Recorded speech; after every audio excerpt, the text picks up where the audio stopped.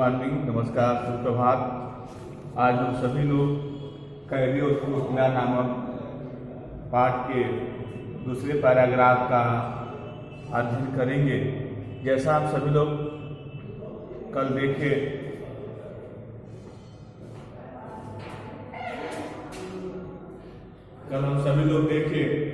कि कैदी और कोकिला नामक शीर्षक के माध्यम से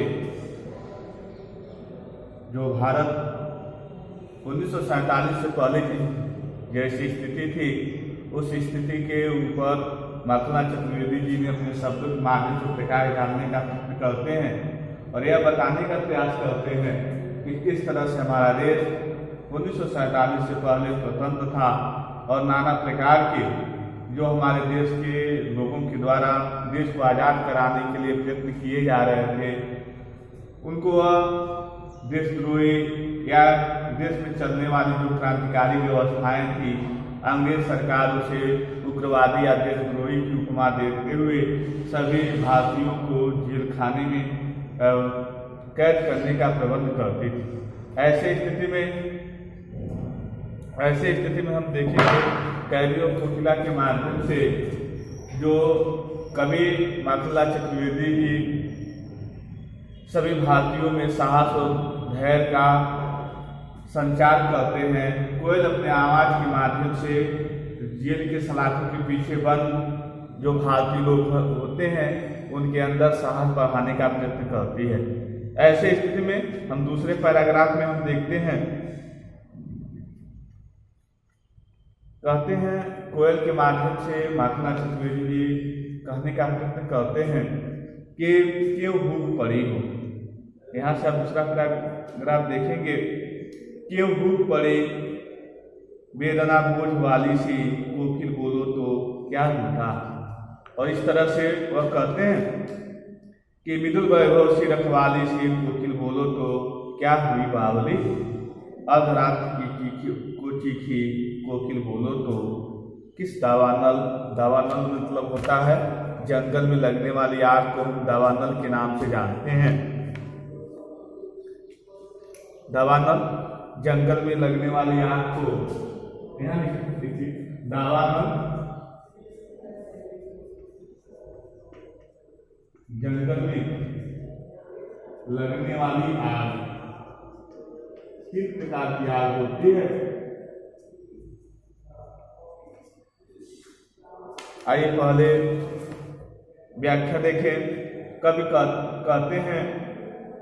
कहते हैं कि कोयल तुम्हारे कंठ से वेदना के स्वर जिस तरह से निकल रहे हैं, कवि कोयल के कंठ से निकलने वाली उस वेदना के स्वर को जब देखते हैं तो ऐसे स्थिति में वो कहते हैं क्यों कूक रही हो। कूक मतलब बोलना, अर्थात अर्धरात्रि के समय कोयल जब वेदना मतलब कष्टपूर्वक शब्दों को जब अपने आवाज के माध्यम से निकालती है तो कवि देखते हैं तो उन्हें बड़ा आघात होता है कि कोयल भी भारतीय हैं, जो अंग्रेजी शासन व्यवस्था, जो अन्याय की शासन व्यवस्था की उपमा दी गई है, उसके सलाखों के पीछे बंद होने के कारण कोयल भी ऐसी परिस्थितियों को देखने के बाद उसके अंतर्मन में भारतीयों के प्रति जो संवेदना है, उस संवेदना को अपने आवाज के माध्यम से वह प्रकट करने का प्रयत्न करती है। जब कोयल अर्धरात्रि को जब अपनी संवेदना उन भारतीयों को देखने के बाद प्रकट करती है तो उस कोयल की आवाज को सुनने के बाद जेल में बंद हुए जो भारतीय होते हैं उनके माध्यम से माखनलाल चतुर्वेदी जी द्वारा प्रश्न पूछे जाते हैं। प्रश्नों का झड़ी लगा दी जाती है। इसमें कल कहते हैं कि कोयल तुम्हारे कंठ से वेदना के स्वर वाली जो हुक है, जो कूक है निकल रही है, बोलो तो आखिर में क्यों निकल रही है, आखिर में तुम इतने कष्ट में क्यों हो। फिर वो कहते हैं कि तुमने क्या देख लिया, अर्थात वह कहते क्या जो भारतीयों के ऊपर जो जेल के अंदर बंद जो हमारे भारतीय हैं उनके ऊपर जो यातनाएं हो रही हैं, जिस पीड़ा में रखा जा रहा है, क्या हे कोयल तुमने उस पीड़ा को, उस यातना को देख लिया? क्या उनके सभी कैदियों के दुखों को देख लिया? तभी तुम्हारे मन में उनके प्रति इतनी यादें, संवेदनाएं प्रकट हो गई और इस तरह से तुम अर्धरात को भी कूदने लगी। कहते हैं कि कभी कोयल को उपमा देते हैं कि आपके जो कंठ हैं, आपके कंठ में तो ईश्वर के द्वारा पूर्ण संसार का जो मधुर वैभव है वह भरा हुआ है। आपको या यूँ कहा जाए कि आपके जो कंठ हैं इतने मीठी आवाज निकालने वाले हैं, ऐसा लगता है कि ईश्वर ने पूरे मीठे आवाज को आपके कंठों में समायोजित कर दिया है। फिर भी आप इस तरह की आवाज निकाल रही हैं। क्या तुम्हारा कुछ पूछते हैं आगे वाले पंक्तियों में, क्या लूटा? क्या तुम्हारा कुछ लूट गया है? क्या तुमने कुछ खो दिया है? क्या किसी ने तुम्हारा कुछ चोरी कर लिया है जिसकी वजह से तुम इतनी अर्धरात्रि को चिल्ला रही हो? कवि के इन प्रश्नों के माध्यम से हमें यह संदेश मिलता है कि हमारे जो स्वतंत्रता रूपी जो शासन व्यवस्था के दौरान जो अन्याय रूपी शासन व्यवस्था जबरियन हमारे ऊपर जिस तरह से प्रभावशाली था, उस प्रभाव के कारण हमारे जो भारतीयों की जो दुर्दशा थी, वह दुर्दशा को कोयल जब देखती है तो देखने के बाद उसे रहा नहीं जाता है और इस तरह से वह चीखना शुरू करती है। फिर वह कहते हैं कि आगे कहते हैं, क्या हुई बावली? हे कोयल, क्या तुम पागल हो गई हो? अर्धरात को चीखी, अर्थात आधी रात होने के बावजूद भी तुम्हें इस बात का भी ज्ञान नहीं है कि आधी रात है, आधी रात का पहर चल रहा है, सभी लोग सो रहे हैं, फिर भी तुम चीख रही हो। इस तरह से तुम्हारा चीखना, क्या तुम पागल हो गई हो? कोकिल बोलो तो, अर्थात पहली वाली लाइन में देखेंगे कि कवि कोयल को बावली कह रहे हैं। बावली मतलब होता है पागल होना। प्रश्न है, कवि ने कोयल को बावली क्यों कहा है? और इस तरह से अभी हम इसका उत्तर बताएंगे आपको। फिर कोकिल बोलो तो कैदी पूछता है, कोयल बोलो किस दावानल की ज्वालाएं हैं देखी? ये प्रश्न है, क्या तुमने दावानल की ज्वालाएं हैं देखी? हे कोयल, क्या तुमने जंगल में लगी हुई किसी आग को देख लिया? किसी जंगल में लगने वाली आग की जो ज्वालाएं होती हैं, लपटें होती हैं, उसको देखकर क्या तुम डर गई? उसके डर से तुम रात को चीख रही हो? हे कोयल बोलो। इस तरह से वह इसमें प्रश्न पूछते हैं कि कोयल से यह जानने का प्रयत्न करते हैं कि क्या हे कोयल, आखिर में तुम इतनी रात को क्यों चीख रही हो और तुम्हारे चीखने का क्या कारण है? क्या तुम जंगल में लगने वाली किसी आग को देख लिया है? क्या जंगल में किसी ज्वालाएं को देख लिया है? क्या तुम्हारा कुछ कोई लूट लिया है? क्या तुम्हारा कोई वैभव छीन लिया है? और इस तरह से कोयल जिस तरह से कूकती है, उसकी कूकने पर प्रश्न अत्यंत प्रश्न उठते हैं कि आखिर में जो मधुर वैभव के जो बाद प्राप्त या कोयल जिनके कंठों से मधुरता निकलती है और आज उसके कंठों से मधुरता की जगह वेदना जैसे वेदना मतलब दुख भरे आवाज निकल रही है। पीड़ित आवाज के माध्यम से कोयल अपने संदेश को प्रकट कर रही है।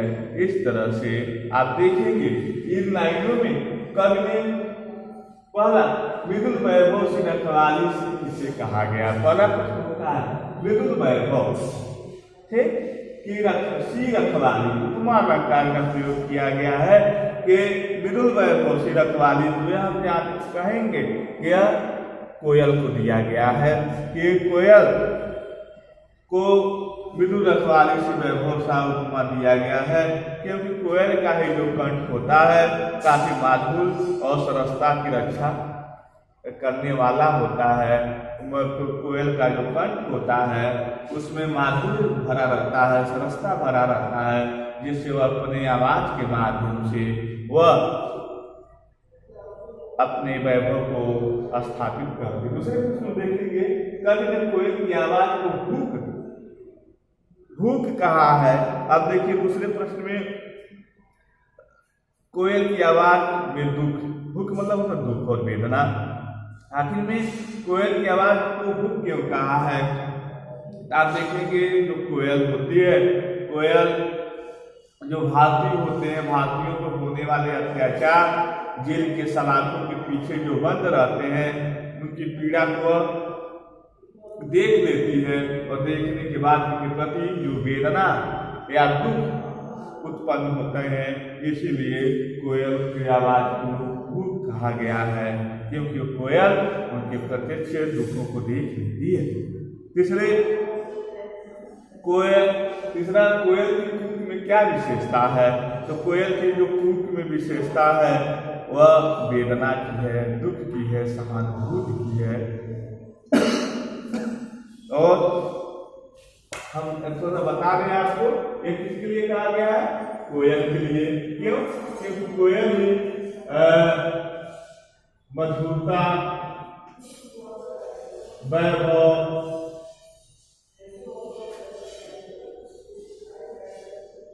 की विशेषता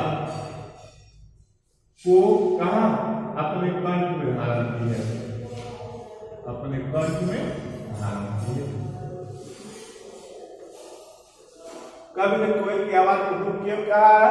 कवि ने कोयल की आवाज को हुक इसलिए कहा है क्योंकि कोयल की आवाज में वेदना, जो कहा जाए दुख का आभास होता है। आभास कैसे होता है? कोयल जब कैदी जेल में बंद है और उन जेल में बंद होने के कारण जो कैदी की वर्तमान स्थिति है, उस वर्तमान स्थिति को देखने के बाद कोयल उन सभी भारतीयों के प्रति अपनी संवेदना व्यक्त करती है और उस संवेदना के कारण कोयल की आवाज में वेदना और दुख का आभास भी दिखाई देता है। कोयल के मुख में क्या विशेषता है? तो इसमें भी वही प्रश्न है, कूक। कूक माने बोलना, कूक मीन्स होता है बोलना। कोयल अपने कूक में क्या बोलना चाहती है? तो कोयल लोगों के, जो भारतीय लोग हैं, भारतीय लोगों के दुखों को देखकर, भारतीय लोगों के दुखों को देखकर, भारतीय लोग मतलब जो भारतीय ब्रिटिश सरकार के कैदी बने हुए हैं, उन लोगों के दुखों को देखकर वह मतलब क्यों कुक भरती है? क्योंकि हमारे जो भारतीय है क्या है? क्रांतिकारी है। क्यों कहा जाए कि क्रांतिकारी है? और इस तरह से दूसरे देशभक्त है। और ऐसे क्रांतिकारी व्यक्तियों को अंग्रेज सरकार ने बंद किया है। वह भी किसके साथ है? किसके साथ? चोर के साथ। किसके साथ बंद की है?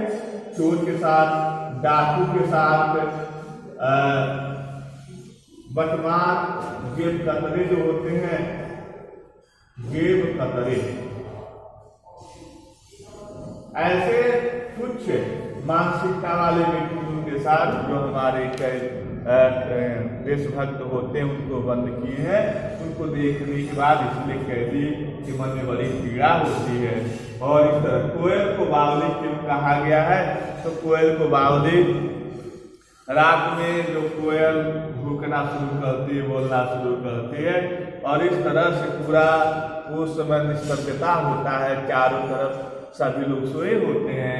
और कोयल को बोलती हुई आवाज को देखने के बाद कैदी उसे बावली नाम की संज्ञा देता है कि हे कोयल, तू क्या बावली हो गई है, इतनी रात को और रात्रि को चीख रही है। और इस तरह से हम देखेंगे कि दूसरे अवतरण में माखनलाल चतुर्वेदी जी ने कैदी और कोकिला के बीच के जो संवाद है उसको बड़े गहरे भाव से स्पष्ट करने का प्रयत्न करते हैं।